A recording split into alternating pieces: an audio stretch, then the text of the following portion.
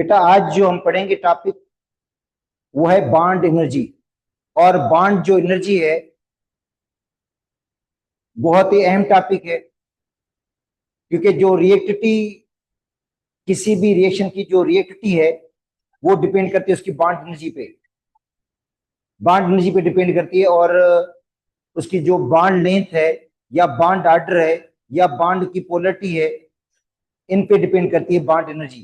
तो आज का जो हमारा टॉपिक है वो बॉन्ड एनर्जी है, और बॉन्ड एनर्जी को हम आज डिटेल में डिस्कस करेंगे।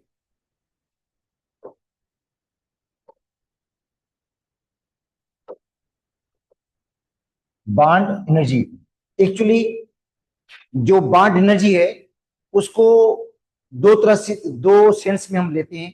एक बॉन्ड ब्रेकिंग की एनर्जी है, बॉन्ड को तोड़ने की एनर्जी है, और दूसरी है बॉन्ड मेकिंग एनर्जी, बॉन्ड बनने की एनर्जी। तो इस इनके अंदर सिर्फ साइन का फर्क होता है। फर्क किसका है? साइन का है।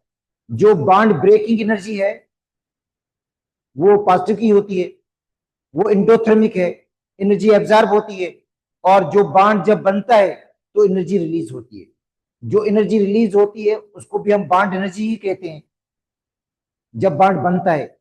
और जब बॉन्ड टूटता है तो बॉन्ड को तोड़ने के लिए एनर्जी देते हैं, उस एनर्जी को भी क्या हम कहते हैं? Bond energy. सिर्फ साइन का फर्क है, वैल्यू का में कोई फर्क नहीं है। तो इसकी जो डेफिनेशन को अगर हम कह दें, बॉन्ड एनर्जी की जो डेफिनेशन है वो ये है: the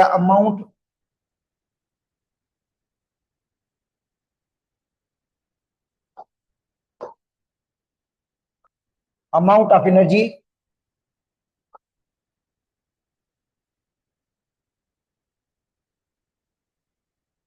required to break 1 mole of bond in a diatomic molecule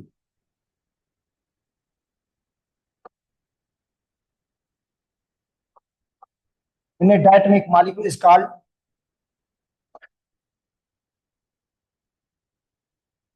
bond energy। या इसको हम इस तरह भी कह सकते हैं। तो ये देखो, ये जो डेफिनेशन ये कहती है कि amount of energy required to break a bond, to break 1 mole of the bond. इसका मतलब है 1 मोल के अंदर जो बॉन्ड्स हैं 6.02 इंटू 10 पावर 23, उन सब बॉन्ड्स को हमने ब्रेक करना है। क्योंकि इसका जो यूनिट होता है वो होता है किलो जोल पर मोल। किलो जोल पर मोल का मतलब ही यही है कि एक मोल जो है उसमें जितने भी बॉन्ड्स होंगे वो सब के सब ब्रेक हो जाएंगे। अब हम एक मोल मालिक्यूल का लेते हैं, और एक मोल मालिक्यूल के अंदर 6.02 10 पावर 23 बॉन्ड्स होते हैं। ये उनकी एनर्जी है। मतलब ये जो एनर्जी है वो 6.02 10 पावर 23 बॉन्ड्स की एनर्जी है, जिसको हम कहते हैं बॉन्ड एनर्जी। अब दूसरी देखो, दूसरी डेफिनेशन है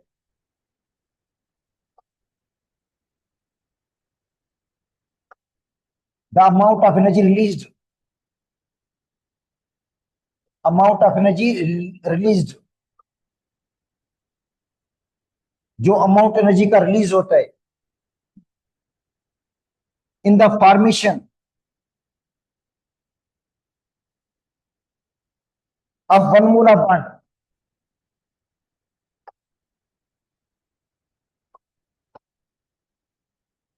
इज कॉल्ड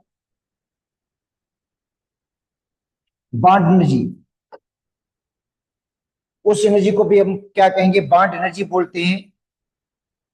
जो एनर्जी रिलीज होती है, बॉन्ड के बनने में जो एनर्जी रिलीज होती है, उस एनर्जी को भी हम क्या कहेंगे? Bond energy. देखिए, breaking of bond, breaking of bond is endothermic.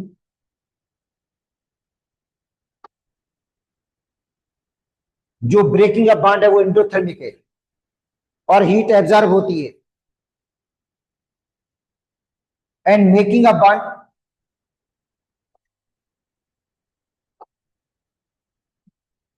Making of bond is exothermic, और उसमें एनर्जी रिलीज होती है। जो बॉन्ड की फॉर्मेशन है वो एक्सोथर्मिक है, जिसमें एनर्जी रिलीज होती है। और किसी भी केमिकल रिएक्शन के दौरान जो हीट रिलीज होती है, एब्जॉर्ब होती है, जो रिएक्शन एंडोथर्मिक या एक्सोथर्मिक होता है, वो डिपेंड करता है बॉन्ड एनर्जी पे, कि कितने बॉन्ड टूटे हैं और कितने बॉन्ड नए बने हैं। बॉन्ड को तोड़ने में एनर्जी एब्जॉर्ब होती है और बॉन्ड के बनने में एनर्जी रिलीज होती है। अगर एनर्जी रिलीज ज्यादा हो गई है, देखो बॉन्ड को तोड़ने की एनर्जी कम है और एनर्जी जो रिलीज हुई है बॉन्ड फॉर्मेशन में, नए बॉन्ड बनने में ज्यादा एनर्जी रिलीज हुई है, तो रिएक्शन एक्सोथर्मिक होगा और डेल्टा एच की वैल्यू नेगेटिव होगी। अगर बॉन्ड बनने की एनर्जी ज्यादा है, और सॉरी, अगर बॉन्ड तोड़ने की जो एनर्जी है वो ज्यादा है, बॉन्ड को ब्रेक करने के लिए एनर्जी ज्यादा दे रहे हैं, और जो नए बॉन्ड बनने बने हैं उनमें एनर्जी कम रिलीज हुई है, तो रिएक्शन क्या होगा? एंडोथर्मिक होगा। तो इसका मतलब है एंडोथर्मिक में डेल्टा एच वैल्यू पॉजिटिव होगी और हीट एब्जॉर्ब होगी। इसका मतलब ये हुआ जब रिएक्शन एंडोथर्मिक है, एंडोथर्मिक का मतलब यही है कि बॉन्ड को तोड़ने में एनर्जी ज्यादा लगी है और जो नए बॉन्ड बनने उनमें एनर्जी कम रिलीज हुई है, इसलिए ओवरऑल रिएक्शन क्या हो गया? एंडोथर्मिक। तो रिएक्शन का एंडोथर्मिक होना या एक्सोथर्मिक होना ये डिपेंड करता है कि कितने बॉन्ड टूटे हैं और कितने नए बॉन्ड बने हैं। अब देखो, ये हाइड्रोजन का मॉलिक्यूल है। अगर इस मॉलिक्यूल को मैं तोड़ना चाहूं, इस बॉन्ड को मैं ब्रेक करना चाहूं, ये सिंगल कोवेलेंट बॉन्ड है, अगर इस सिंगल कोवेलेंट बॉन्ड को मैं ब्रेक करना चाहता हूं तो मुझे एनर्जी देनी पड़ेगी और दो हाइड्रोजन के एटम अलग हो जाएंगे। हाइड्रोजन ये गैस में है, ये दो गैसेस एटम मिलेंगे, ये मॉलिक्यूल है, ये हाइड्रोजन का मॉलिक्यूल हो गया और ये क्या हो गए? फ्री एटम्स हो गए और एनर्जी देनी पड़ेगी। एनर्जी एब्जॉर्ब होगी 436 किलो जूल पर मोल। और जब ये दोनों एटम मिलेंगे हाइड्रोजन के और ये मिलकर मॉलिक्यूल बना लेंगे, क्या बन गया? मॉलिक्यूल बन गया और तो एनर्जी रिलीज होगी 436 किलो जूल पर मोल एनर्जी क्या होगी? रिलीज होगी। अच्छा, दोनों एनर्जीज को हम कहेंगे बॉन्ड एनर्जीज। ये बॉन्ड ब्रेकिंग एनर्जी है और ये बॉन्ड मेकिंग एनर्जी है। अब कौन सी आसानी से मालूम हो सकती है? देखो, बॉन्ड की जो ब्रेकिंग एनर्जी है उसको हम इजीली डिटरमाइन कर सकते हैं। देखो, बॉन्ड ब्रेकिंग एनर्जी को हम इजीली डिटरमाइन कर सकते हैं, इसलिए जो कैलकुलेट करते हैं हम वो बॉन्ड ब्रेकिंग एनर्जी को करते हैं, जो एंडोथर्मिक चेंज है, जो एंडोथर्मिक है। और बॉन्ड बनने की जो एनर्जी रिलीज होती है उसको हम एग्जैक्टली कैलकुलेट नहीं कर सकते, तो बॉन्ड ब्रेकिंग एनर्जी को हम एग्जैक्टली कैलकुलेट कर सकते हैं। इसलिए जो बॉन्ड एनर्जी को लेते हैं वो हम क्या लेते हैं? बॉन्ड ब्रेकिंग एनर्जी के हिसाब से लेते हैं।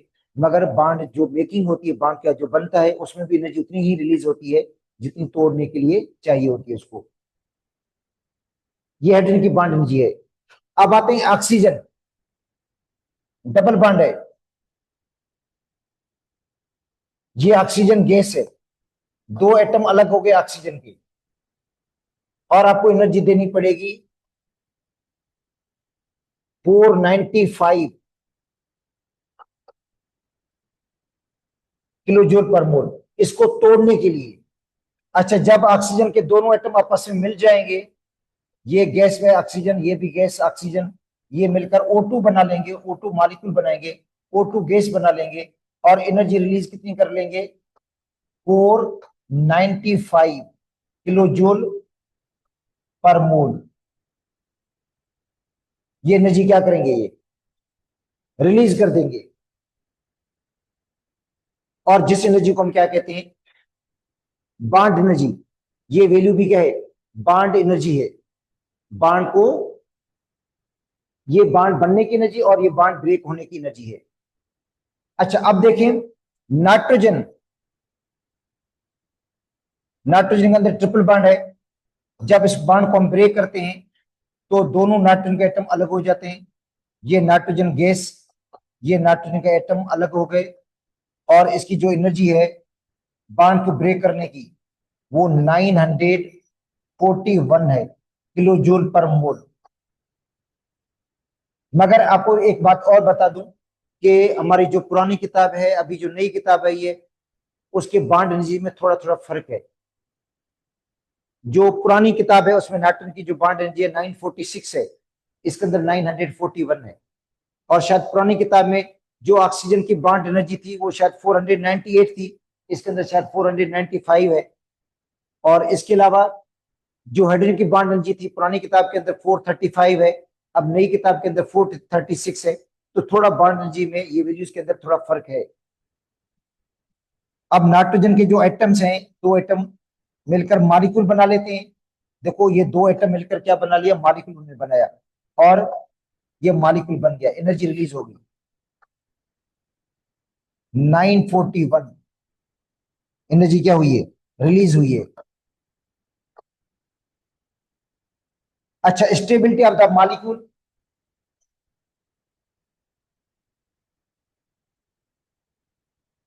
Stability of molecule depends upon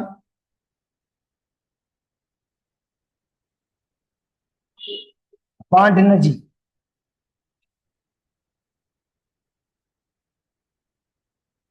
जो मॉलिक्यूल की स्टेबिलिटी है वो डिपेंड करती है बॉन्ड एनर्जी पे है। जिसकी बॉन्ड एनर्जी ज्यादा है उसकी स्टेबिलिटी ज्यादा है। इसका मतलब ये हुआ कि नाइट्रोजन का मॉलिक्यूल मोर स्टेबल है, और जिसकी स्टेबिलिटी ज्यादा होती है उसकी रिएक्टिविटी कम होती है। देखो जिसकी स्टेबिलिटी ज्यादा तो उसकी रिएक्टिविटी जो होगी वो कम होगी। तो जो स्टेबिलिटी होगी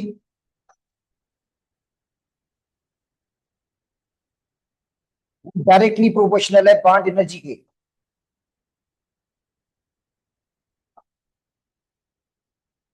और वो किसकी होगी, सबसे ज्यादा नाइट्रोजन, उसके बाद ऑक्सीजन, उसके बाद हाइड्रोजन।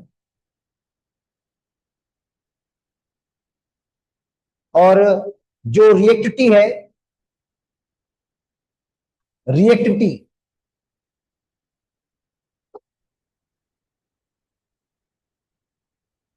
वो बॉन्ड एनर्जी के इनवर्सली प्रोपोर्शनल है।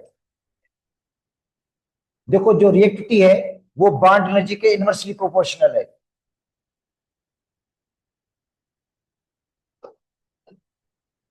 रिएक्टिविटी बॉन्ड एनर्जी के इनवर्सली प्रोपोर्शनल है। इसका मतलब है नाइट्रोजन की रिएक्टिविटी कम होगी, नाइट्रोजन की जो रिएक्टिविटी है वो कम होगी। रिएक्टिविटी का ऑर्डर ये हो जाएगा,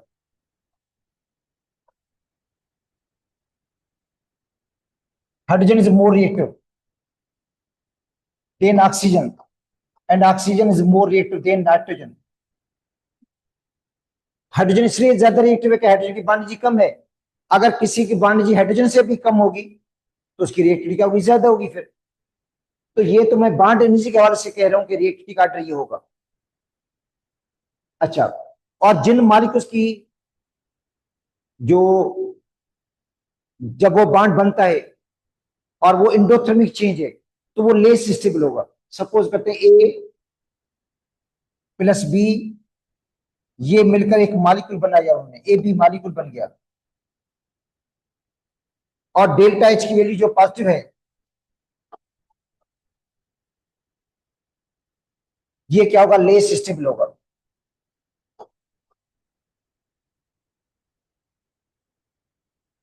क्योंकि बॉन्ड बनने की जो एनर्जी है वो पॉजिटिव की है। इसका मतलब है अगर किसी भी मॉलिक्यूल की जो बॉन्ड बनने की एनर्जी पॉजिटिव की है तो इसका मतलब है वो लेस स्टेबल है। अगर ए और बी मिलकर ए बी बना लें और डेल्टा एच की वैल्यू नेगेटिव हो, ये क्या होगा, मोर स्टेबल होगा।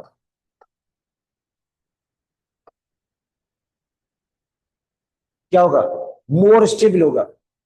अगर क्वेश्चन इस तरह आ जाता है, या आया भी है, which of the following compound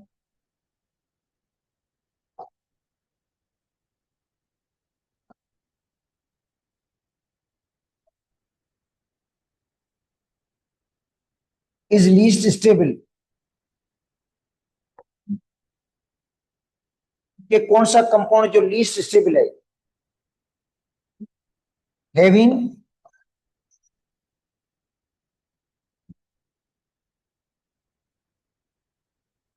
bond making energy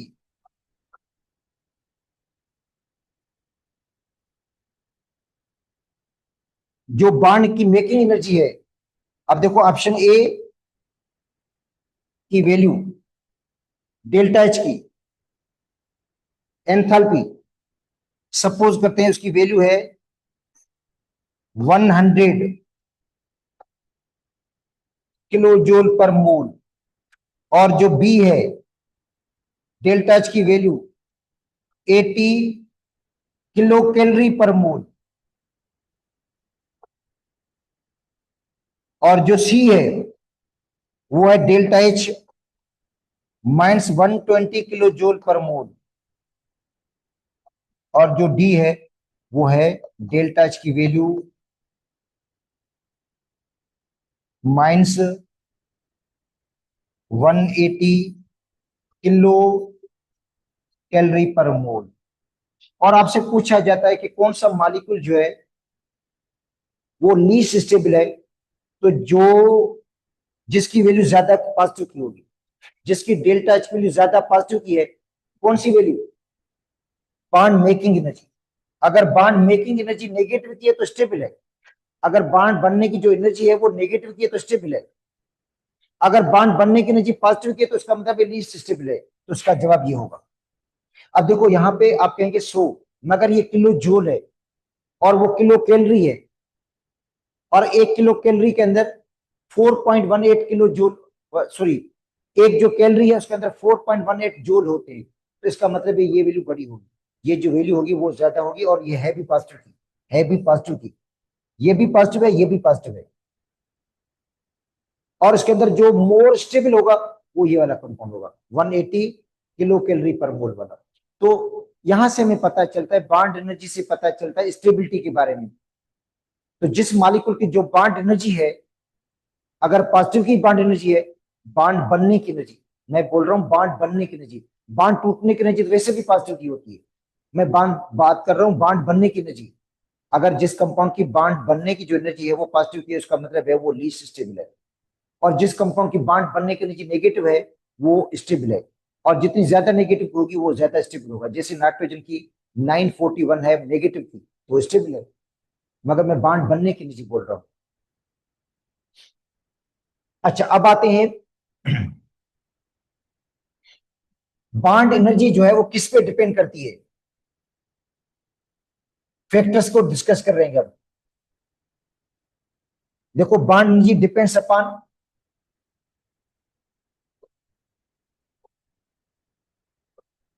bond energy depends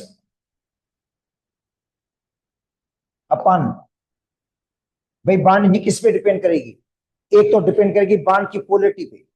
देखो, बॉन्ड पोलरिटी,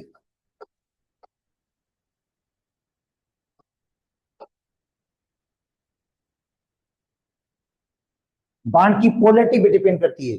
इसका मतलब है हेटेरो एटम्स, जिस मॉलिक्यूल के अंदर हेटेरो एटम्स होंगे, डिफरेंट एटम्स होंगे, और वो उनका बॉन्ड पोलर अगर है तो वो बॉन्ड स्ट्रॉन्गर होगा, और उसके अंदर अनइक्वल शेयरिंग होगी और बॉन्ड जो होगा स्ट्रॉन्गर होगा, उसकी बॉन्ड लेंथ शॉर्ट होगी, और उसकी जो बॉन्ड एनर्जी की वैल्यू होगी वो हाई होगी। तो इसका मतलब है bond energy of hetero atom is more then homonuclear atom. Homonuclear का मतलब जिसके अंदर दोनों एक जैसे न्यूक्लियस हो, उसकी बॉन्ड एनर्जी कम होगी, और हेटेरो जो न्यूक्लियस एटम वाले मॉलिक्यूल होगा उसकी बॉन्ड एनर्जी ज्यादा होगी। तो इसका मतलब है बॉन्ड जो एनर्जी है, bond energy of polar bond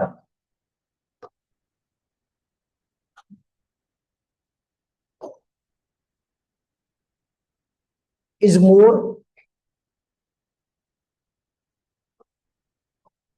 then non polar bond.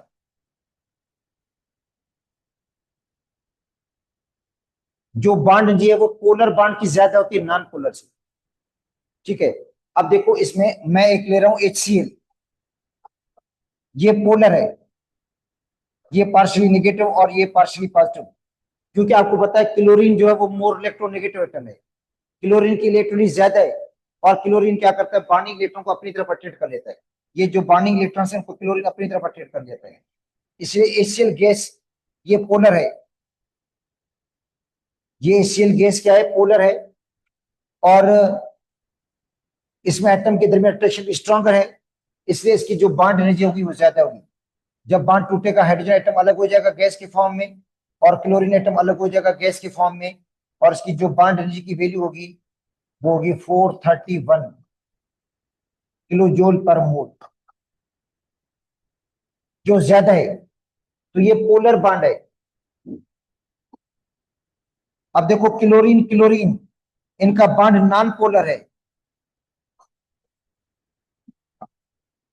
दोनों एटम एक जैसे हैं, दोनों लाइक एटम है, और दोनों एटम की इलेक्ट्रॉन भी सेम है, कोई भी एटम शेयर पर कॉन्टेक्ट नहीं करेगा। और इनकी जो बॉन्ड एनर्जी होगी ये वीकर बॉन्ड होगा, इसकी बॉन्ड एनर्जी कम होगी। इसमें दो क्लोरीन के एटम मिलेंगे गैस वाले फॉर्म में, और इसकी जो बॉन्ड एनर्जी है वो 242 है किलो जूल पर मोल। ये मैं बॉन्ड ब्रेक करने की एनर्जी लिख रहा हूं, जब बॉन्ड बनेगा तो एनर्जी रिलीज होगी 242 और 431। तो जो पोलर बॉन्ड्स है उनकी बॉन्ड एनर्जी क्या होगी, ज्यादा होगी नॉन पोलर से। मगर यहाँ पे एक बात कंसेप्ट रखो, अगर नॉन पोलर जो है उसके अंदर मल्टीपल बॉन्ड्स हैं, मल्टीपल डबल या ट्रिपल बॉन्ड्स हैं, फिर उनकी बॉन्ड एनर्जी ज्यादा होगी। मल्टीपल बॉन्ड है, मैं इस दोनों को सिंगल बॉन्ड को कंपेयर कर रहा हूं, दोनों में सिग्मा बॉन्ड है, ये पोलर में भी एक सिग्मा बॉन्ड, नॉन पोलर में भी एक sigma bond.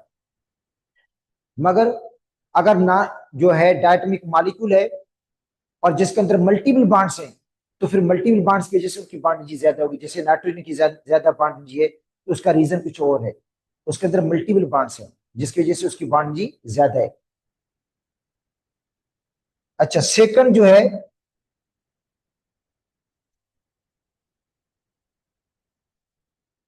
Size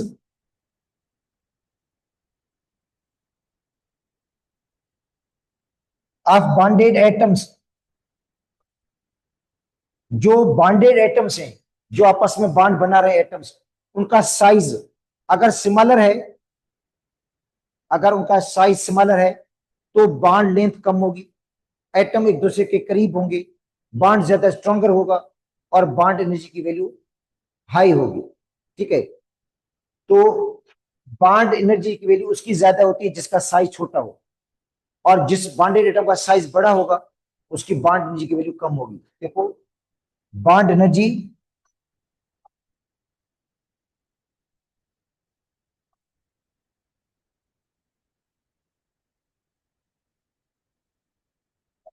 of smaller size atoms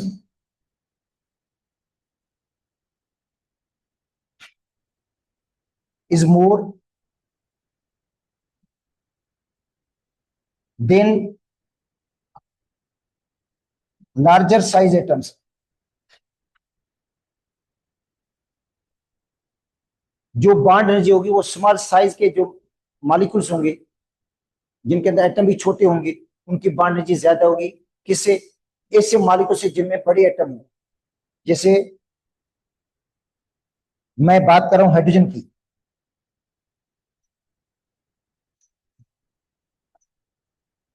hydrogen का साइज स्मॉलर है, साइज स्मॉल है, और जब इसको हम तोड़ेंगे हाइड्रोजन के एटम बन जाएंगे, तो उसकी जो बॉन्ड एनर्जी की वैल्यू है वो है 436 किलो जूल पर मोल।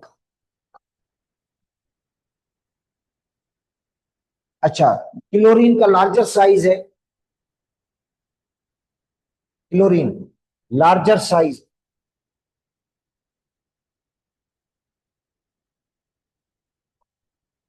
एटम्स है इसके अंदर। अब क्या होगा, क्लोरीन का भी बॉन्ड टूट जाएगा और क्लोरीन के एटम मिलेंगे, और इसकी जो बॉन्ड एनर्जी है वो है 242। 242 वैल्यू कम है किलो जूल पर मोल, ये वैल्यू क्या है, कम है बॉन्ड एनर्जी। ठीक है। अच्छा, अब यहां पे अगर मैं हेलोजन की बात कर लूं, हेलोजन की, अब देखें, अगर मैं हेलोजन की बात कर लूं, bond energy of halogen,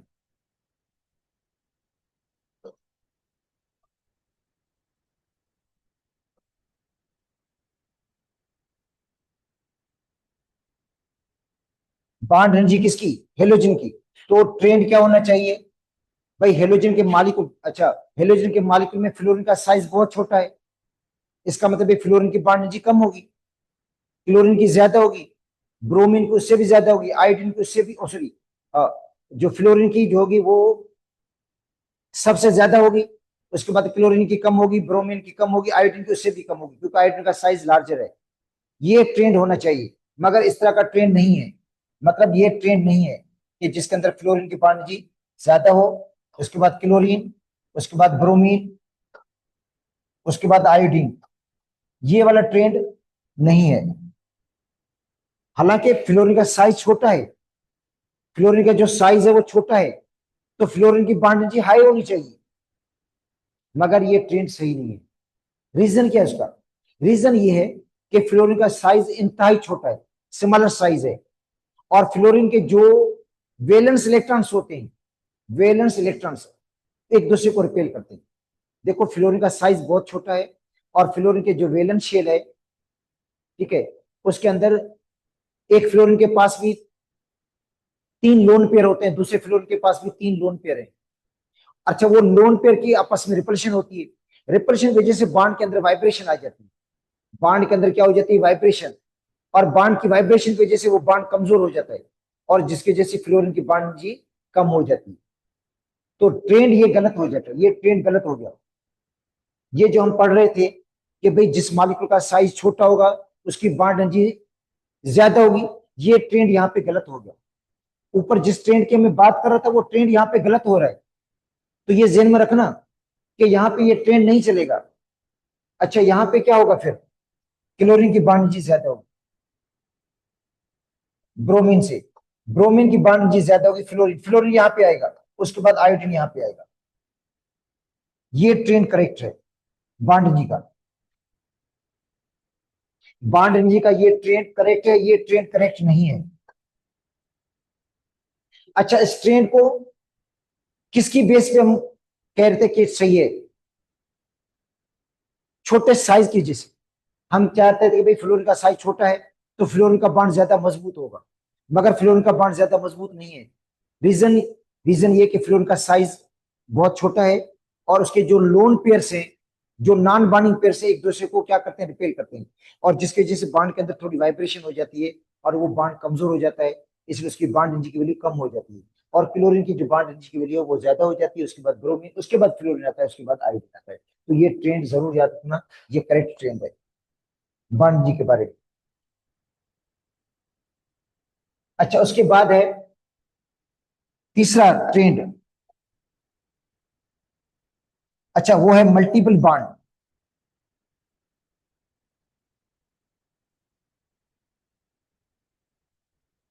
multiple bond, तो याद कर लो बॉन्ड एनर्जी,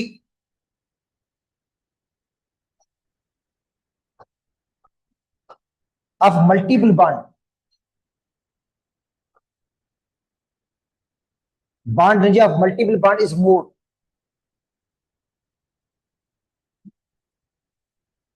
अच्छा, मल्टीपल बॉन्ड कौन से होते हैं? डबल और ट्रिपल बॉन्ड, उनकी बॉन्ड एनर्जी ज्यादा है, तो bond energy of multiple bond is more than single bond. जो बॉन्ड एनर्जी है वो मल्टीपल बॉन्ड की जो होती है वो ज्यादा होती है। देखो बॉन्ड जी मल्टीपल बॉन्ड की क्या होती है? ज्यादा होती है सिंगल बॉन्ड से। तो अब देखो ये मल्टीपल बॉन्ड है, carbon carbon triple bond, multiple bond है ये।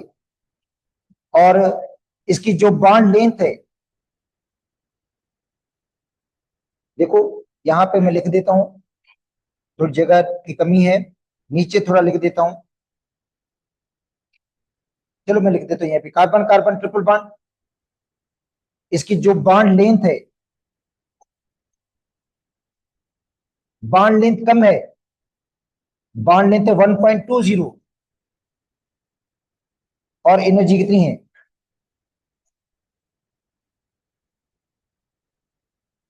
बॉन्ड एनर्जी, तो बॉन्ड एनर्जी है इसकी 839 किलो जूल पर मोल। पुराने बुक में 820 थी, नए किताब के अंदर 839 है। कार्बन कार्बन डबल बॉन्ड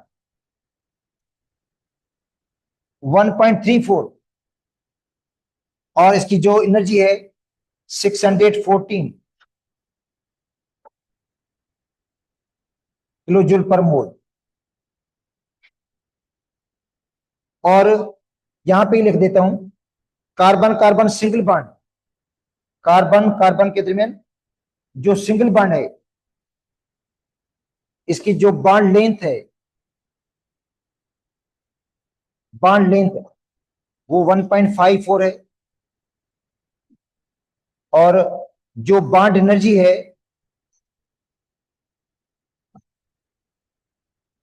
वो है 348 किलो जूल पर मोल। तो अब देखो, मल्टीपल जो बॉन्ड्स हैं उनकी बॉन्ड एनर्जी ज्यादा है, जो मल्टीपल बॉन्ड्स हैं उनकी बॉन्ड एनर्जी वैल्यू ज्यादा है। अच्छा, एक और भी है,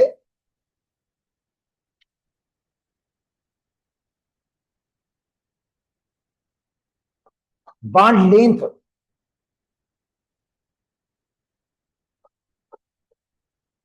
बॉन्ड की लेंथ, जितनी बॉन्ड की लेंथ कम होगी बॉन्ड एनर्जी की वैल्यू ज्यादा होगी।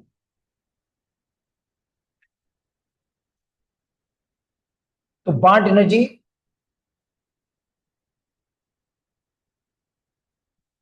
will be more if bond length is short. If bond length is short,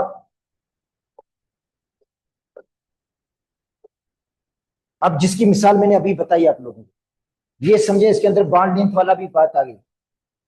एक तो बॉन्ड मल्टीपल बॉन्ड की बात भी आ गई, और इसकी देखो बॉन्ड लेंथ शॉर्ट है। देखिए, कार्बन कार्बन ट्रिपल बॉन्ड, या नाइट्रोजन की मैं बात कर रहा हूं, नाइट्रोजन में ट्रिपल बॉन्ड है, इसकी जो बॉन्ड लेंथ है, बॉन्ड लेंथ 1.01 एंगस्ट्रम है। ये पुराने बुक के हिसाब से कह रहा हूं मैं। और जो इसकी बॉन्ड एनर्जी है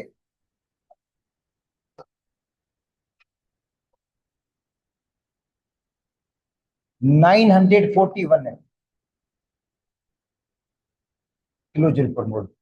अच्छा, नाट कार्बन कार्बन का ट्रिपल बॉन्ड, इसकी बॉन्ड लेंथ है 1.20, एनर्जी जो है 839 है किलो जूल पर मोल। अच्छा, उसके बाद है कार्बन कार्बन का डबल बॉन्ड 1.34 है, इसकी बॉन्ड जी है 614 किलो जूल पर मोल। कार्बन कार्बन का सिंगल बॉन्ड है 1.54, और एनर्जी कितनी है 348 किलो जूल पर मोल। तो ये भी है, जितनी बॉन्ड लेंथ शॉर्ट होगी एनर्जी उतनी ज्यादा होगी, क्योंकि बॉन्ड लेंथ जितनी शॉर्ट होती है एटम उतने क्लोज होते हैं, करीब होते हैं, और अट्रैक्शन उतनी स्ट्रॉन्गर होती है, या बॉन्ड उतना ज्यादा मजबूत होता है, और फिर उसके लिए एनर्जी की वैल्यू क्या होगी, ज्यादा होगी। अब एक और भी है, अच्छा, वो है partial ionic character.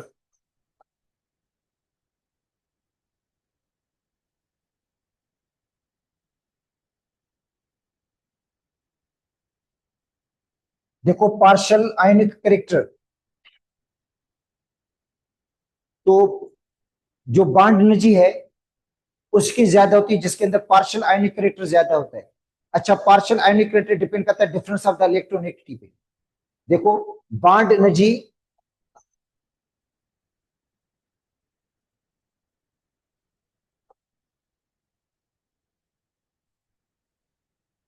will be more if partial ionic character is more. If the partial ionic character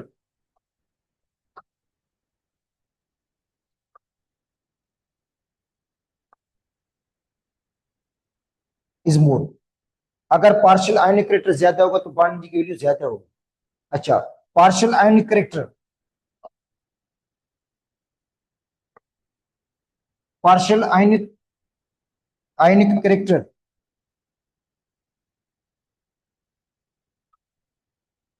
depends upon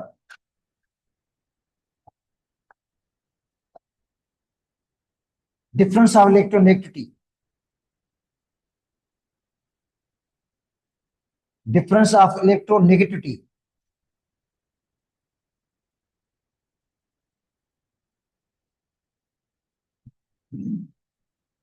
electron के डिफरेंस पे।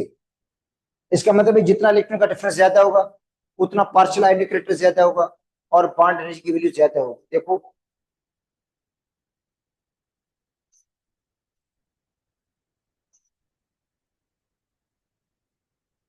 बॉन्ड एनर्जी HF की ज्यादा है, HF की। क्यों? क्योंकि डिफरेंस ऑफ द इलेक्ट्रॉन ज्यादा है। इलेक्ट्रॉन का डिफरेंस निकालो तो 4 में से 2.1 माइनस कर दो, 1.9 का डिफरेंस है। HF में देखो इलेक्ट्रॉन का डिफरेंस 1.9 का है, क्योंकि 4 है फ्लोरीन की इलेक्ट्रॉन और 2.1 है हाइड्रोजन की, 1.9। इसका मतलब है HF की जो बॉन्ड एनर्जी होगी वो ज्यादा होगी, 565 है। उसके बाद HCl, जिसकी अभी पढ़कर आए थे आप लोग, 431 है। इसकी 565 बॉन्ड एनर्जी है, इसकी 431 है। इसमें देखो डिफरेंस कितना आ रहा है, डिफरेंस आ रहा है 3 माइनस 2.1, 0.9 का डिफरेंस है। उसके बाद है HBr, Br पार्शियली नेगेटिव और hydrogen partially positive, polar bond है ये। इसके अंदर पार्शियल आयनिक करेक्टर होगा 2.8 माइनस 2.1, 0.7 का डिफरेंस है। उसके बाद है HI, तो आयोडीन की जो इलेक्ट्रॉन अभी किताब नई किताब में गिवन है 2.4 है, पुरानी किताब के अंदर 2.5 है। चलो मैं 2.4 के हिसाब से ही निकाल देता हूं। तो 2.4 माइनस 2.1 तो 0.3 का डिफरेंस है, तो ये लेस पोलर होगा। तो बॉन्ड एनर्जी जो होगी वो HF की ज्यादा होगी और HI की कम होगी। रिएक्टिविटी HI की ज्यादा होगी, जो रिएक्टिविटी होगी वो HI की ज्यादा होगी। देखो अगर मैं कह दूं रिएक्टिविटी का आर्डर क्या होगा, तो रिएक्टिविटी का आर्डर जो होता है वो बॉन्ड एनर्जी के इनवर्स है।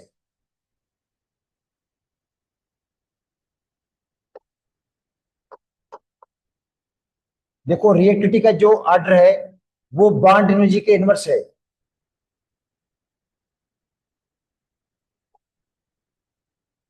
इसका मतलब है आर्डर ऑफ रिएक्टिविटी HI का ज्यादा होगा, then HBr, then HCl, then HF। Reactivity इसकी ज्यादा होगी क्योंकि इसका बॉन्ड वीक है, जल्दी टूट जाएगा। इसका बॉन्ड स्ट्रांग है, जल्दी ब्रेक नहीं होगा। और फ्लोरीन मोर इलेक्ट्रोनेगेटिव है। तो ये था बॉन्ड एनर्जी के बारे में कंसेप्ट। अब हम पढ़ते हैं बॉन्ड लेंथ को।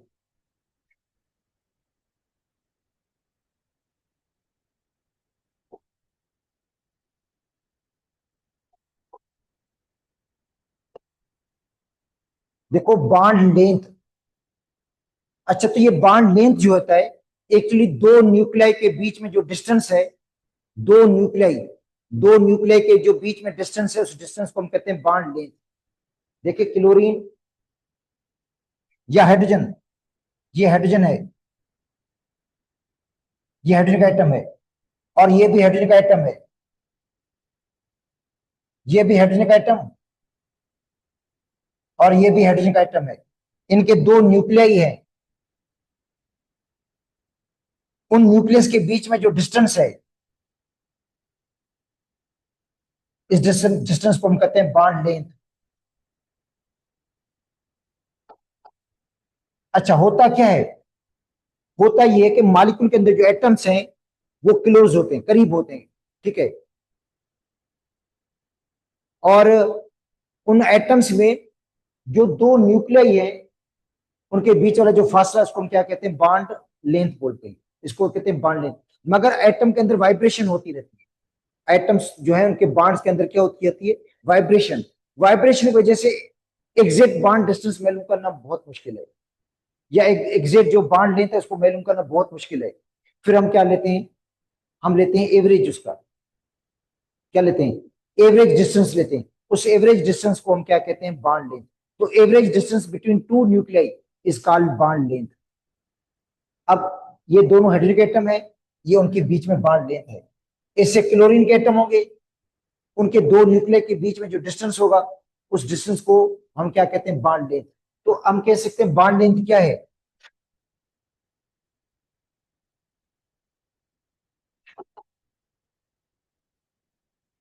The average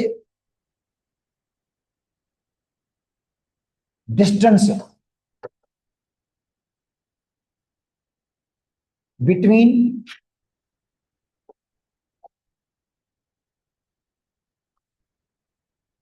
to nuclei is called bond length. उसको हम कहते हैं बॉन्ड लेंथ। अच्छा, bond length is measured by,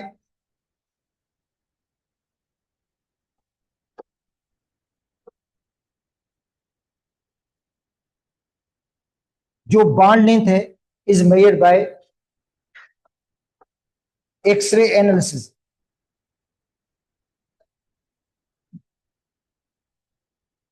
जो बॉन्ड लेंथ है उसको मालूम किससे करेंगे, एक्सरे एनालिसिस से। एक्सरे एनालिसिस आपको बता देगा कि दो न्यूक्लियर के दरमियान कितना डिस्टेंस है, दो न्यूक्लियर के बीच में कितना एवरेज डिस्टेंस है। जो दो न्यूक्लियर के बीच में एवरेज डिस्टेंस होगा उसको हम क्या कहते हैं, बॉन्ड लेंथ। अच्छा, वो दोनों न्यूक्लियस एक जैसे भी हो सकते हैं, जैसे हाइड्रोजन हाइड्रोजन का न्यूक्लियस हो, क्लोरीन क्लोरीन का न्यूक्लियस हो, कार्बन कार्बन का न्यूक्लियस हो। ठीक है, अब देखो bond length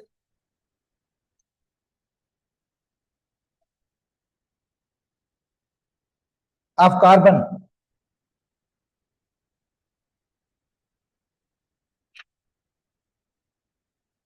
in diamond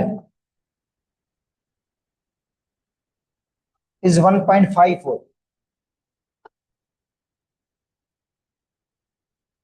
carbon की जो बॉन्ड लेंथ है डायमंड के अंदर क्या है, 1.54 है। अगर आप एटॉमिक रेडिएशन करना चाहते हो, देखो atomic radius half of the bond length होगा। जो एटॉमिक रेडियस होगा वो बॉन्ड लेंथ का हाफ होगा। देखो ये बॉन्ड लेंथ है ना, उसका आप हाफ कर दो, इसको हम कहते हैं रेडियस। या कहते हो bond length divide by to. अगर बॉन्ड बॉन्ड लेंथ को टू से डिवाइड कर देते हो तो उसको हम क्या कहते हैं, एटॉमिक रेडियस। मगर शर्त है ये दोनों एटम एक जैसे हो, दोनों एटम क्या हो, एक जैसे हो, तब ऐसा हो सकता है। अगर दो एटम डिफरेंट है तो बॉन्ड लेंथ तो मिल जाएगी।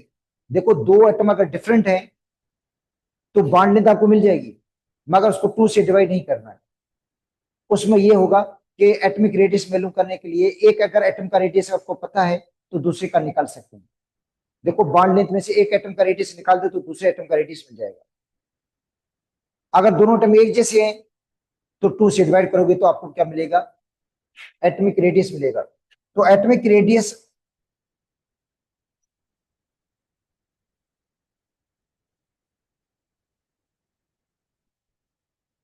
Is half of the bond length.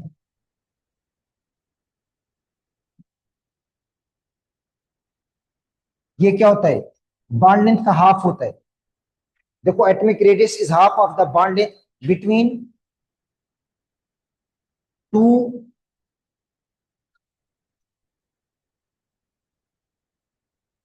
Homonuclear diatomic molecule.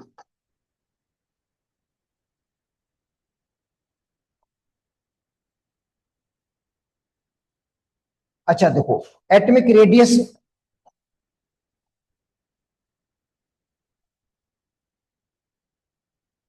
Of carbon is equal to 1.54 divide by two, तो 0.77 एंगस्ट्रॉम। ये एटॉमिक रेडियस है। 0.77 एंगस्ट्रम।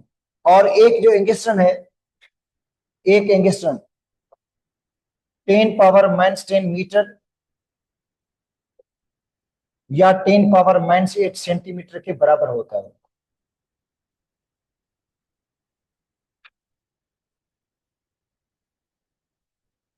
अच्छा, अब आते हैं फैक्टर्स जिन पर बॉन्ड लेंथ डिपेंड करती है। देखो, जो फैक्टर्स हैं जिन पे बॉन्ड लेंथ क्या होगी, डिपेंड करती है।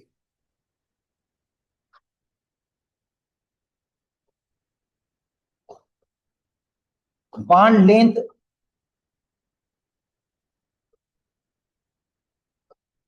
Depends upon bond polarity. Bond की पोलरिटी पे डिपेंड करती है। बॉन्ड की जो पोलरिटी है उस पर डिपेंड करती है। अच्छा, अब देखो एक्सपेक्टेड,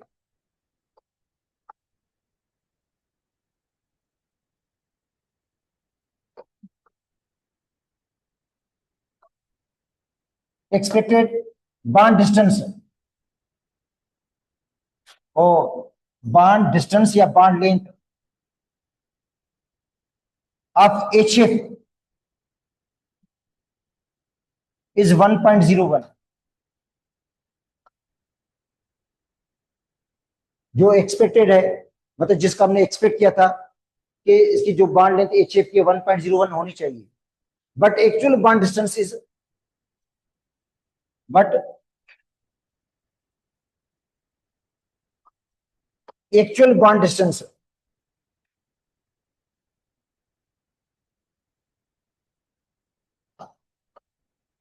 एक्चुअल जो बॉन्ड डिस्टेंस है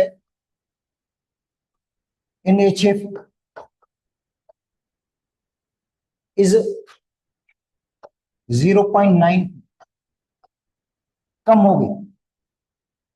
मतलब जब हम HF की एक्सपेक्टेड बॉन्ड डिस्टेंस निकालते हैं, जिसमें हाइड्रोजन का रेडियस को जमा करते हैं, हाइड्रोजन का रेडियस और फ्लोरीन के रेडियस को सम करके निकालते हैं। अगर हम हाइड्रोजन के रेडियस को और फ्लोरीन के रेडियस को सम करें तो जवाब आना चाहिए 1.01 बॉन्ड लेंथ का। मगर एक्चुअल फिगर में जब हम इसकी बॉन्ड लेंथ निकालते हैं तो 0.92 आती है। क्यों? क्योंकि HF में फ्लोरीन मोर इलेक्ट्रोनेगेटिव है। मोर इलेक्ट्रोनेगेटिव की वजह से वो हाइड्रोजन को क्या करता है, अपनी तरफ ज्यादा अट्रैक्ट कर लेता है। ज्यादा अट्रैक्शन की वजह से इनके बीच में जो बॉन्ड लेंथ है वो शार्ट हो जाती है, बॉन्ड लेंथ कम हो जाती है, बॉन्ड ज्यादा मजबूत बन जाता है। और फिर उसको एनर्जी तोड़ने के लिए बहुत ज्यादा एनर्जी की जरूरत पड़ती है। उसको बॉन्ड को तोड़ने के लिए बहुत ज्यादा एनर्जी की जरूरत पड़ती है। और ये किसकी वजह से शार्ट, बॉन्ड लेंथ शार्ट हो गया? किसकी वजह से? पोलरिटी की वजह से। अब देखो, अब HCl पोलर है,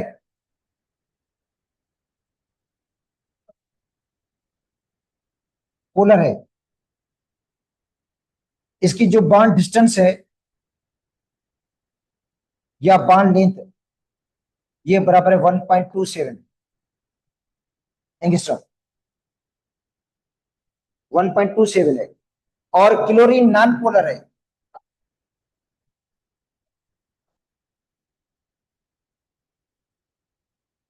क्लोरीन का मॉलिक्यूल नॉन पोलर है, 1.99। इसके जो बॉन्ड लेंथ है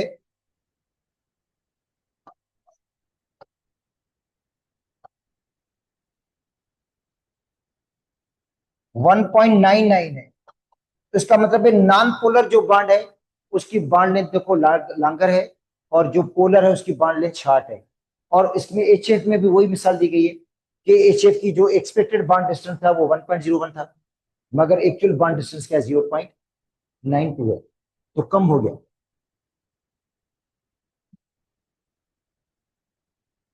सेकंड, तो इसका मतलब है बॉन्ड जो पोलर बॉन्ड है, बॉन्ड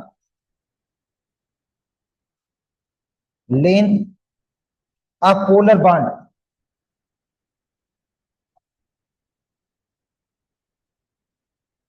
इज लेस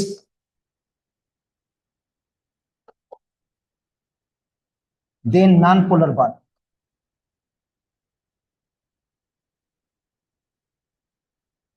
अच्छा, दूसरा होता है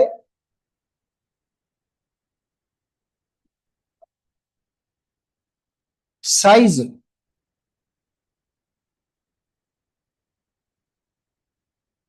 of bonded atoms, size of the bonded atoms, तो बॉन्ड लेंथ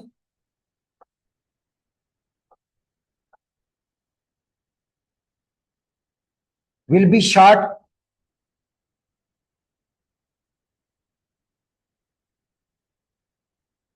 if size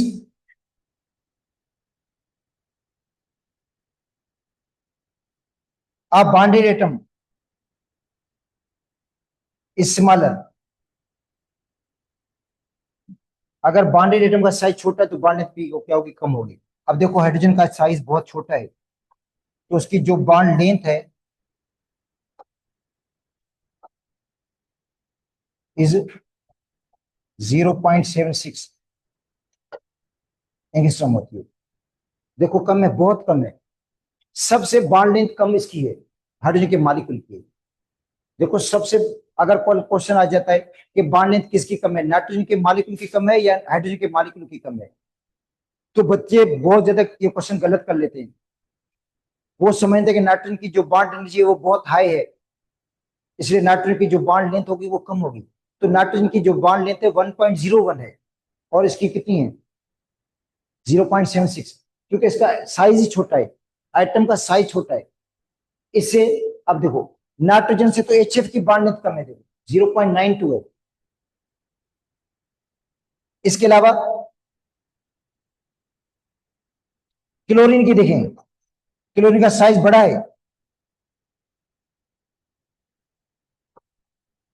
तो बॉन्ड लेंथ देखो कितनी है 1.99।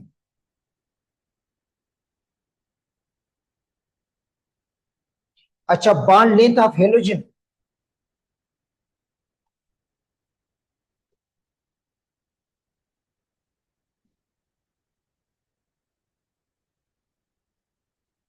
आयोडीन की लागर होगी,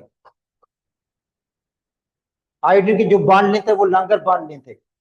आयोडीन का साइज बिगर है, आयोडीन का साइज बिगर तो उसकी बॉन्ड लेंथ लॉन्गर होगी। उसके बाद ब्रोमीन, उसके बाद क्लोरीन, उसके बाद फ्लोरीन आएगा। बॉन्ड एनर्जी का ट्रेंड अलग है, मगर ये बॉन्ड लेंथ का ट्रेंड यही होगा, बॉन्ड लेंथ का ट्रेंड यही होगा। नंबर 2,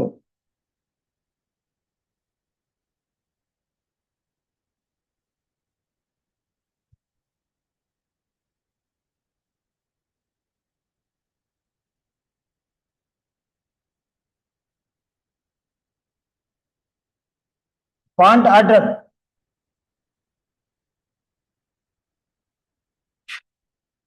ठीक है, बॉन्ड ऑर्डर, तो bond length will be short, bond length will be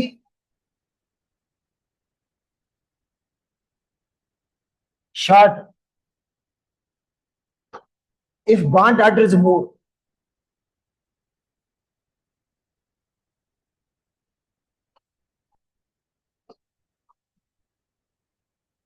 अगर बॉन्ड का ऑर्डर ज्यादा होगा तो बॉन्ड लेंथ क्या होगी, शॉर्ट होगी। तो हम कह सकते हैं bond length of multiple bond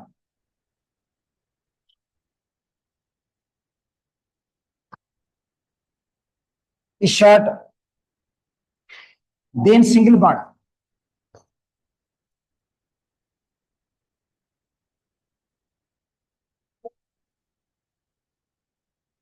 तो अब देखो bond length carbon carbon single bond है 1.54, लॉन्गर है। डबल बॉन्ड की शॉर्ट है 1.34, ट्रिपल बॉन्ड की और ज्यादा शॉर्ट हो गई 1.20।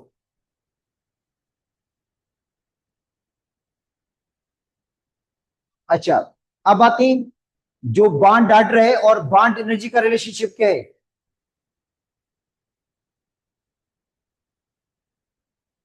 याद कर लो, बॉन्ड एनर्जी ये डायरेक्टली प्रोपोर्शनल है बॉन्ड ऑर्डर के। जो बॉन्ड एनर्जी है वो डायरेक्टली प्रोपोर्शनल किसके है? बॉन्ड ऑर्डर के। जिसका बॉन्ड ऑर्डर ज्यादा होगा, जिसका बॉन्ड का ऑर्डर ज्यादा होगा उसकी एनर्जी भी ज्यादा होगी। अब देखो, ये बॉन्ड ऑर्डर है,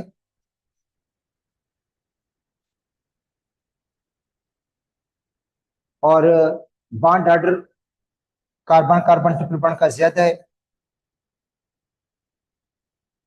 बॉन्ड ऑर्डर इसका 3 है, कार्बन कार्बन डबल बॉन्ड का बॉन्ड ऑर्डर 2 है, कार्बन कार्बन सिंगल बॉन्ड का बॉन्ड ऑर्डर 1 है। तो एनर्जी भी इसकी क्या होगी? ज्यादा होगी। और बॉन्ड एनर्जी आप मालूम करके आए हो, बॉन्ड एनर्जी जो है इनकी आप पढ़कर आए हो, सबसे ज्यादा ट्रिपल बॉन्ड की है, जो है 839 किलो जूल पर मोल। और ये है 614 किलो जूल पर मोल, जो कम है। और सिंगल बॉन्ड की इससे भी कम है, वो है 348 किलो जूल पर मोल। तो ये देखो बॉन्ड एनर्जी का ट्रेंड हो गया। अच्छा, इसके अलावा मैंने मॉलिक्यूलर ऑर्बिटल थ्योरी के अंदर भी पढ़ाया था आपको, वो जो मॉलिक्यूल्स होते हैं, ऑक्सीजन के मॉलिक्यूल्स हैं, उनकी भी बॉन्ड एनर्जी के बारे में पढ़ाया था, और बॉन्ड ऑर्डर पढ़ाया था, तो वही है। अच्छा, अब हम आते हैं आयनिक character of the covalent bond.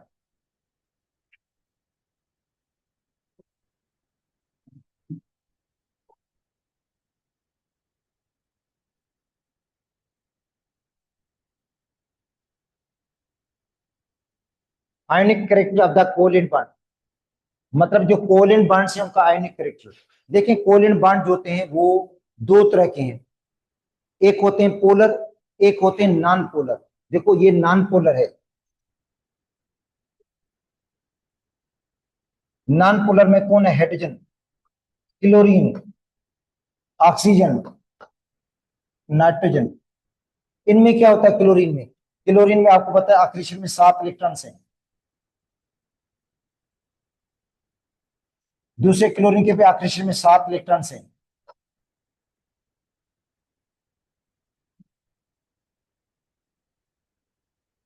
अच्छा, इसको हम कहते हैं equal sharing of the electron.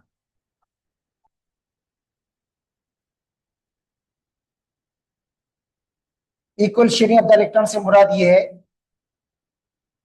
दोनों एटम शेयर पेयर को बराबर अट्रैक्ट करेंगे। दोनों एटम जो है शेयर पेयर को बराबर अट्रैक्ट करेंगे। कोई भी एटम शेयर पेयर को ज्यादा अट्रैक्ट नहीं करेगा। जो इलेक्ट्रॉन डेंसिटी होगी वो इक्वली डिस्ट्रीब्यूट हो जाएगी। जो इलेक्ट्रॉन डेंसिटी है वो इक्वली डिस्ट्रीब्यूट हो जाएगी दोनों एटम के ऊपर। और बॉन्ड बनेगा नॉन पोलर। बॉन्ड क्या बनेगा? क्लोरीन क्लोरीन के दरमियान बॉन्ड बन गया नॉन पोलर। नॉन पोलर का मतलब है इसके अंदर आयनिक करेक्टर क्या होगा? 0 होगा। और कोवैलेंट करेक्टर क्या होगा? 100% होगा। कोवैलेंट करेक्टर 100, आयनिक करेक्टर 0। इसका मतलब है क्लोरीन का जो मॉलिक्यूल है वो नॉन पोलर है, जिसके अंदर कोवैलेंट करेक्टर 100% है, और आयनिक करेक्टर 0 है, क्योंकि बॉन्ड तो नॉन पोलर है। और जो इलेक्ट्रॉन डेंसिटी होगी वो इक्वली डिस्ट्रीब्यूट हो जाएगी। कोई भी एटम शेयर पर को अट्रैक्ट नहीं करेगा, सेम इलेक्ट्रोनेट की वजह से। इलेक्ट्रोनिक सेम है जिसकी वजह से। अच्छा, तो ये नॉन पोलर हो गए। अब आते हैं polar covalent bond.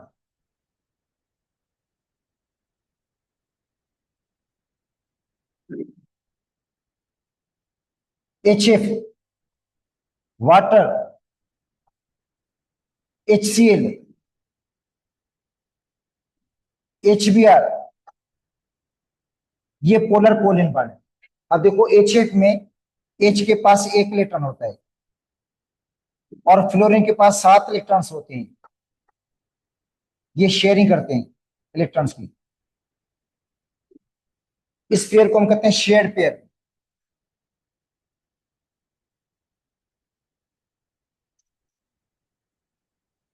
Shared pair. और ये क्या है? अनइक्वल शेयरिंग है।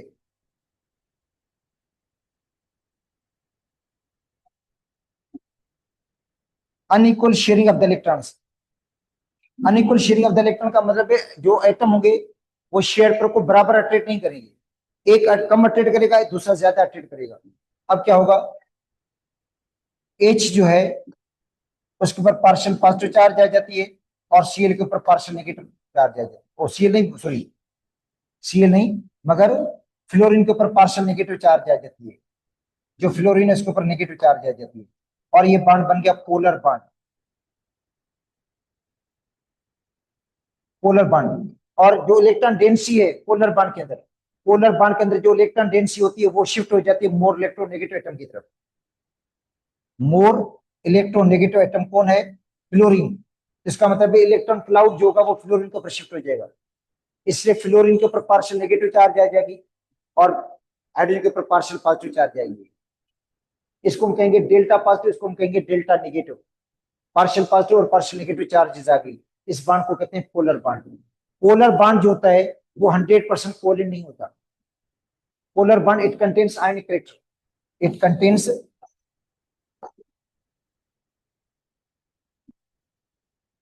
आयनिक character.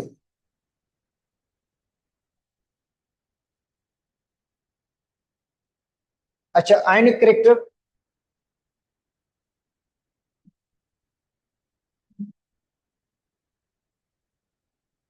Depends upon difference of electronegativity. अभी पढ़ा भी था हमने बॉन्ड एनर्जी वाले टॉपिक में, difference of electronegativity. If difference of electronegativity, difference of electronegativity is more, partial ionic current is more,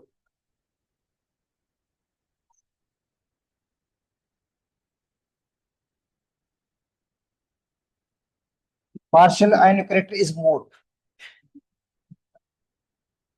अगर इलेक्ट्रॉन का डिफरेंस ज्यादा होगा तो पार्शियल आयनिक करेक्टर भी क्या होगा, ज्यादा होगा। तो पार्शियल आयनिक करेक्टर का ट्रेन क्या हो जाएगा, ये हो जाएगा।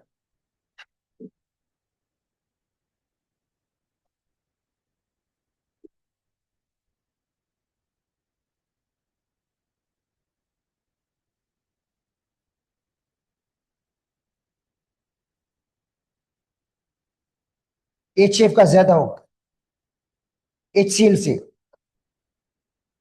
एच सी एल का ज्यादा होगा एच बी आर से, एच बी आर का ज्यादा होगा एच आई से। अच्छा चलो, डिफरेंस ऑफ द इलेक्ट्रॉन निकाल कर देखते हैं। इलेक्ट्रॉन का डिफरेंस 1.9 का डिफरेंस है, इसमें जो इलेक्ट्रॉन का डिफरेंस है 1.9 का भी कैलकुलेट करके आए थे, क्योंकि फ्लोरीन की इलेक्ट्रिक 4 है और हाइड्रोजन की 2.1 है, तो डिफरेंस 1.9 का है। एचसीएल में डिफरेंस 0.9 का है, एचबीआर में डिफरेंस 0.7 का है, 0.7 का डिफरेंस है, और एच आई के अंदर जो डिफरेंस है वो 0.3 का है। तो जितना ज्यादा डिफरेंस होगा उतना आयनिक करेक्टर क्या होगा, ज्यादा होगा। तो आयनिक करेक्टर एच के अंदर ज्यादा है। इसका मतलब है ये जो पार्शियल आयनिक करेक्टर है ये डिपेंड करता है इलेक्ट्रॉन के डिफरेंस पे। जितना डिफरेंस ज्यादा होगा उतना पार्शियल आयनिक करेक्टर भी क्या होगा, ज्यादा होगा। तो चले ये पेज मैं पहले सेव कर लेता हूँ, उसके बाद बाकी जो रिमेनिंग होगा वो आगे मैं पढ़ा लूंगा आप लोगों को। ये पहले सेव कर लेता हूँ, उसके बाद हम आगे पढ़ लेंगे।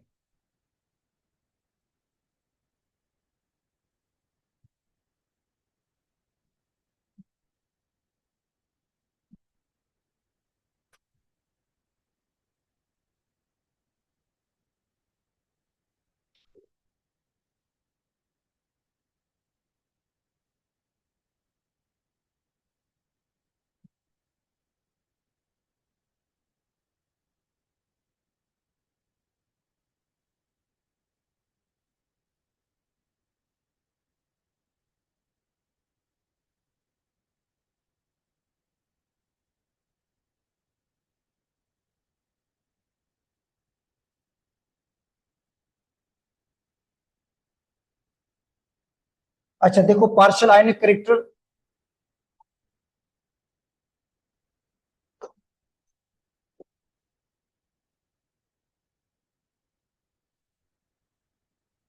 इफेक्ट फिजिकल प्रॉपर्टीज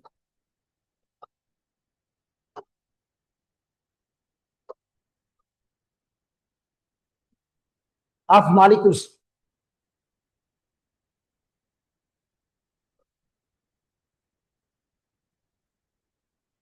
सच एज बॉइलिंग पॉइंट,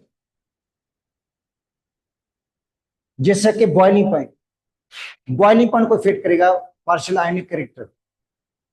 जिसका पार्शियल आयनिक करेक्टर ज्यादा होगा उसका बॉइलिंग पॉइंट भी ज्यादा होगा। देखो, जिसका पार्शियल आयनिक करेक्टर ज्यादा होगा उसका बॉइलिंग पॉइंट भी ज्यादा होगा। सोलिबिलिटी उसको भी फिट करेगा। जिसके अंदर पार्शियल आयनिक करेक्टर ज्यादा है तो उसकी सोलिबिलिटी भी ज्यादा होगी वाटर के अंदर, क्योंकि वाटर भी पोलर सॉल्वेंट है। और किसी अगर पोलर सॉल्वेंट की हम सोलिबिलिटी देखें तो उसकी ज्यादा होगी जिसके अंदर जो है पार्शियल आयनिक करेक्टर ज्यादा होगा। इसके अलावा बॉन्ड लेंथ बॉन्ड लेंथ भी उसकी सॉरी बॉन्ड लेंथ कम होगी। बॉन्ड लेंथ जो होगी पार्शियल अगर आयनिक करेक्टर ज्यादा है तो बॉन्ड लेंथ क्या होगी, कम होगी। Bond energy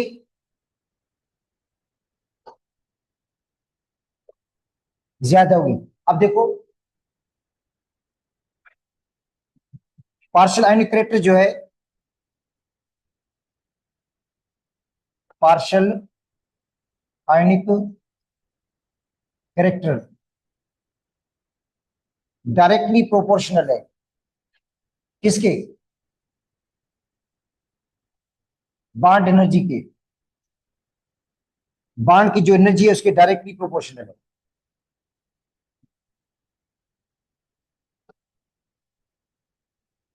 partial ionic character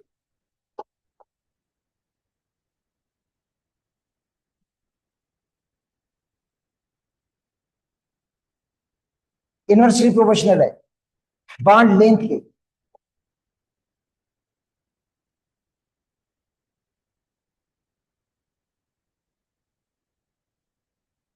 partial ionic character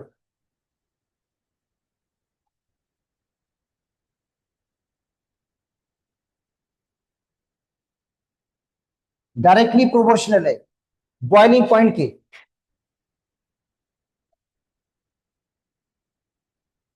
मतलब जितना पार्शियल आयनिक करेक्टर ज्यादा होगा मॉलिक्यूल का बॉइलिंग पॉइंट भी उतना ज्यादा होगा। और partial ionic character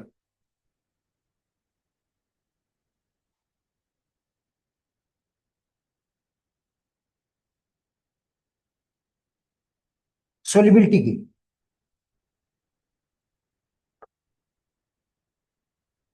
in polar solvent.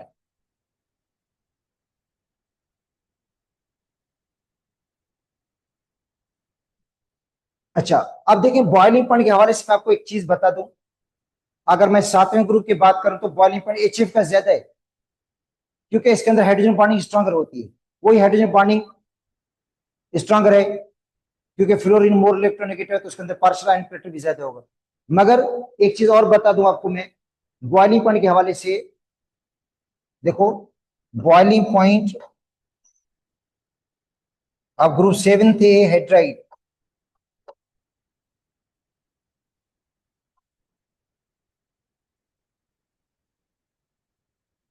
HF का ज्यादा है। अच्छा, उसके बाद देखो मैं कह रहा हूं एचसीएल के अंदर पार्शियल आयनिक करेक्टर ज्यादा है। एचसीएल के अंदर पार्शियल एचएफ के बाद की मैं बात कर रहा हूं। एचएफ के बाद एचसीएल के अंदर पार्शियल आयनिक करेक्टर ज्यादा है और एचआई के अंदर पार्शियल आयनिक करेक्टर कम है, मगर बॉइलिंग पॉइंट एचआई का ज्यादा है। अच्छा, उसके अंदर रीजन क्या है, उसके अंदर आयोडीन का साइज बिगर है, आयोडीन का साइज बड़ा है, इसलिए उसके अंदर जो वंडरवाल्स फोर्स होती है वो क्या होती है, ज्यादा हो जाती है। तो याद कर लो, जो पोलर मॉलिक्यूल है, पोलर मॉलिक्यूल के अंदर हाइड्रोजन बॉन्ड भी होता है, मतलब जैसा एचएफ है इनमें। पोलर मॉलिक्यूल के अंदर डायपोल डायपोल इंटरेक्शन भी होती है और पोलर मॉलिक्यूल के अंदर वंडरवाल्स फोर्स भी होती है। और वंडरवाल्स फोर्स डिपेंड करती है साइज पे। तो मॉलिक्यूल का साइज जिसका बड़ा हो, एटम मॉलिक्यूल के अंदर एटम का साइज बड़ा हो, तो एचएफ के बाद जो बॉइलिंग पॉइंट होगा वो एचसीएल का नहीं होगा, एचआई का होगा। तो यहाँ पे ये ट्रेंड सही नहीं रहता। जो मैं जिस ट्रेंड की बात कर रहा था, भाई बॉइलिंग पॉइंट एचसीएफ का तो ज्यादा ही है, मगर उसके बाद एचसीएल का ज्यादा होना चाहिए, वो नहीं है। तो इसका मतलब है जो हम ट्रेंड की बात कर रहे थे कि partial ion equator directly proportional boiling point के है, यहाँ पे वो रॉन्ग हो जाता है। रॉन्ग क्यों हो जाता है? इसके अंदर एक और फैक्टर भी इन्वॉल्व हो जाता है, वो है van der Waals force of rotation. जबकि एच आई के अंदर पार्शियल आयन इक्वेटर तो कम है, देखो।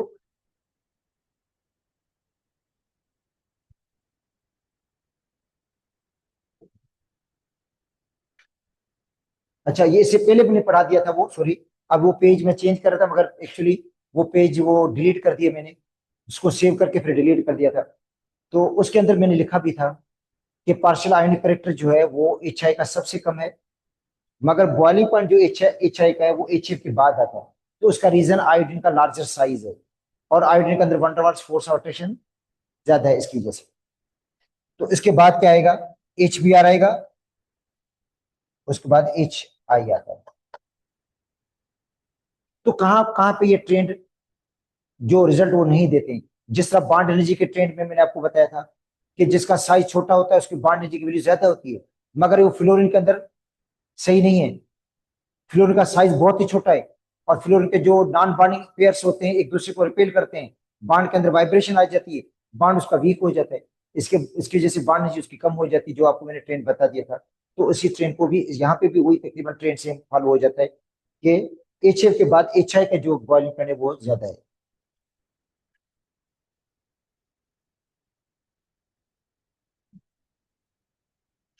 अच्छा, तो पार्शियल आयनिक करेक्टर जो है, देखो डायपोल मूवमेंट, जो डायपोल मूवमेंट है वो भी पार्शियल आयनिक करेक्टर पे डिपेंड करती है। देखो dipole movement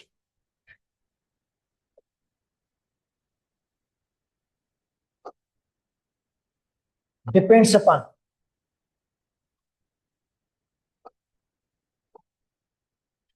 partial ionic character.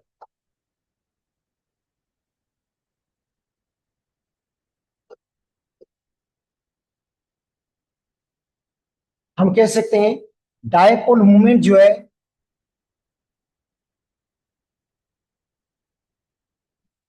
वो डायरेक्टली प्रोपोर्शनल है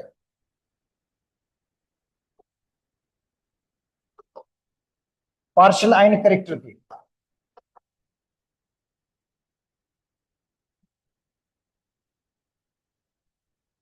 और डायपोल मूवमेंट का ट्रेंड ये हो जाएगा,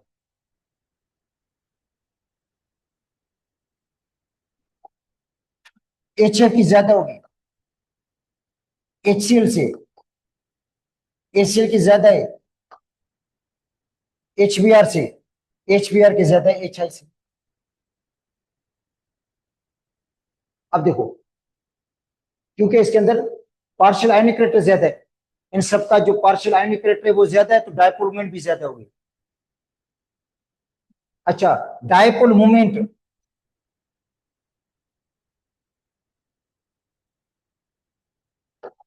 अभी पढ़ाया नहीं डायपोल मूवमेंट का टॉपिक, आगे मैं पढ़ाऊंगा। मगर ये मैं वही बातें बता रहा हूं जो पार्शियल आयनिक करेक्टर से रिलेटेड है। Dipole movement of non polar molecule,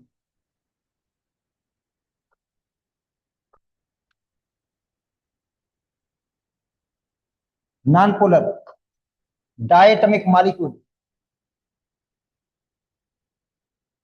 diatomic molecule is zero. Dipole जो मूवमेंट है नॉन पोलर मॉलिक्यूल्स, उनकी जीरो होती है, because partial ionic character zero.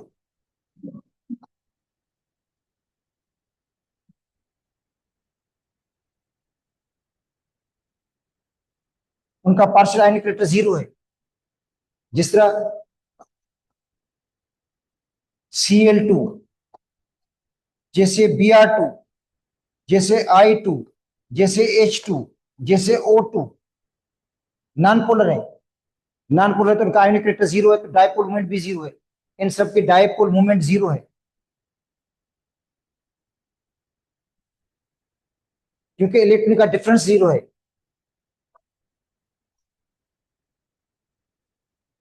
Zero है। अच्छा, पार्शियल जो आयनिक करेक्टर है ये डायपोल मोमेंट से निकाल सकते हैं आप लोग। देखो partial ionic character, percentage percentage of partial ionic character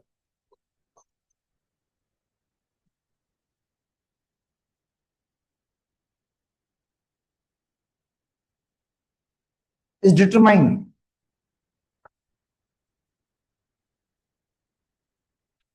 from dipole moment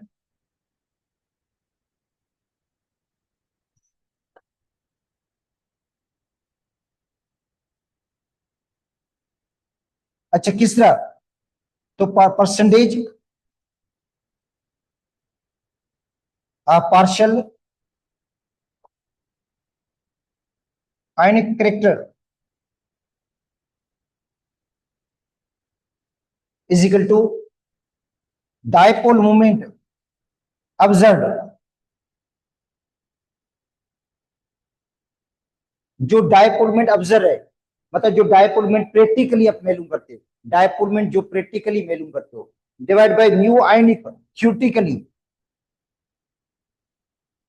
बेटा ये म्यू डायपोल मोमेंट है, ये डायपोलमेंट ऑब्जर्व जो प्रैक्टिकली आप ऑब्जर्व करते हो, और ये म्यू आयनिक का मतलब है थ्योरेटिकल डायपोलमेंट है, मल्टीप्लाइड बाय 100, मल्टीप्लाई करेंगे किससे, 100 से।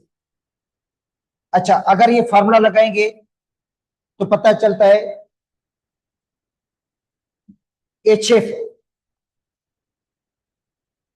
is 47% आयनिक है।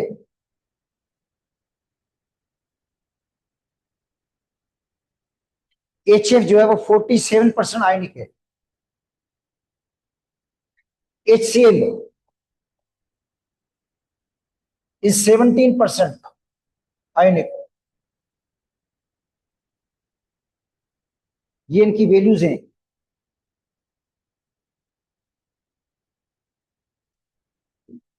अच्छा सॉरी, इस जो HF है 43% है।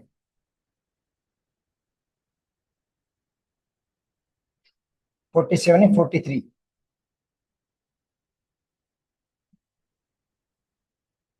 43% है। और ACl जो 17% है। मगर कल हम डायपोल मोमेंट के अंदर कैलकुलेट करेंगे इसको। देखो कल ये तो मैं इसे आपको वर्बली बता रहा था, बुक में चार्ट बना हुआ है, इस चार्ट को भी देख लेना। और कल इंशाल्लाह, कल 14 अगस्त है, यौम आजादी। और आपकी शाम को क्लास होगी, सुबह भी 6 बजे सेम टाइम पे आपकी सुबह भी क्लास होगी। और कल इंशाल्लाह इस चैप्टर को कंप्लीट कर लेंगे 14 अगस्त वाले दिन शाम को 6 बजे।